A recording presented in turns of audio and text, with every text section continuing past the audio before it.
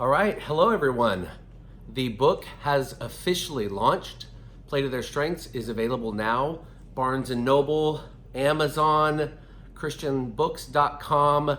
We hope that you've gotten your copy already and you've begun doing your reading. Quick note, if you haven't done an Amazon review, we would love it if you did that for us.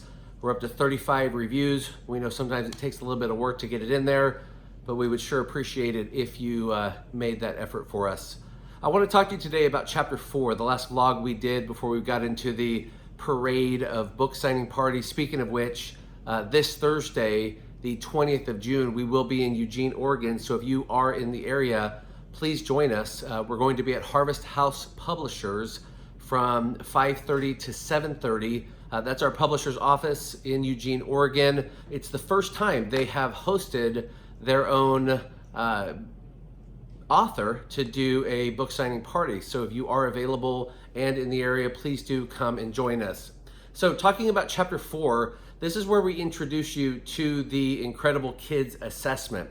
At the end of the chapter, we talk you through the steps to take to go online and engage in the assessment. I want to take a few minutes to talk about that, just to give you some instruction and then hopefully provide some ability for you to take those results and really begin to apply them with your kids. So what you want to do is after you read chapter 4, you want to visit our website at annalynnbrandon.com, and you want to go to the parenting resource section, and right under that tab will be the IncredibleKids page. On that page, we do detail some instructions, but essentially there's a link. It'll take you to a website. It's the Habit Technology website where you will be able to enter in your information and start the assessment. You want to give yourself about 30 minutes. That's the most it's taken anyone. We've had some people complete it in 15, some in 20, but give yourself 30 minutes. If you are interrupted, it's okay that the questions are on time, so you will have a chance to go through them. And you're going to rate each question with this in mind. Is what you read something that makes your child feel strong?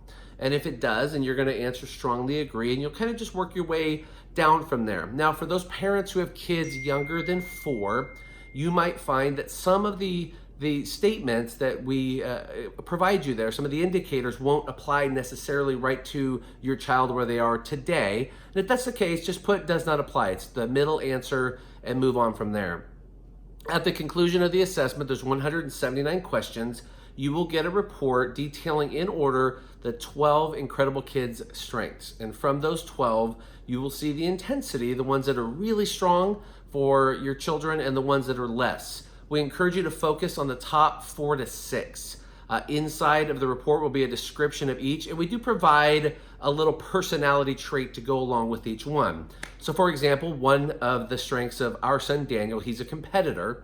And so the description is Camille the competitor. And it just talks about a child that loves to win first place, loves to compete in contests, loves to push themselves, loves to measure their progress, whether it's academic, it's athletic, it's in life. That's how they think and feel. And you can gauge whether or not the assessment was accurate. Now, this is also important to note that you are only going to select one child at a time, but for those of us with multiple kids, you can go back and take the assessment as many times as you like.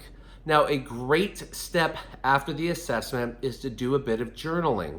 Write down your thoughts. Did this number 1 indicator, number 2, 3, 4, 5, did it resonate? Does this sound like my child? With your spouse, look at the results together, and then we strongly encourage you to take it to your children and go over the results with them. We just completed our first workshop in Atlanta, Georgia. One of the activities that we encourage parents to do is to take the top 4 and then from that construct their own narrative of how they see their child. Essentially writing out in detail, this is how I see my child with these 4 strengths. Maybe it's competitor, guardian, persuader, and thinker. And then you would list from the traits that you recognize how that fits for your child's unique personality and how you see those strengths. We had one couple report back to us that when they went home and shared with their children, they were really encouraged and they were able actually to take those, put them in a place that they could see it, be reminded of it, and then begin to consider, well, how could we parent to these strengths? How could we, as the book is titled, play to these strengths?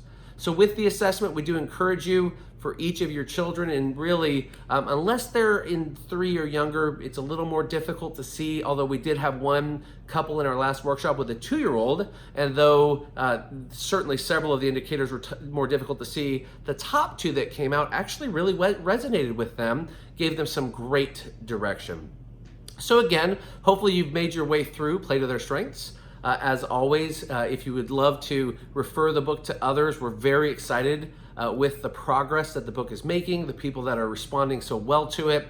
A review is always greatly appreciated. Any questions, you can always reach us at brandon@annalynbrandon.com, or you can reach us right through the Contact Us on the website. So with that, thank you, parents and supporters. We look forward to talking to you again soon. Thank you.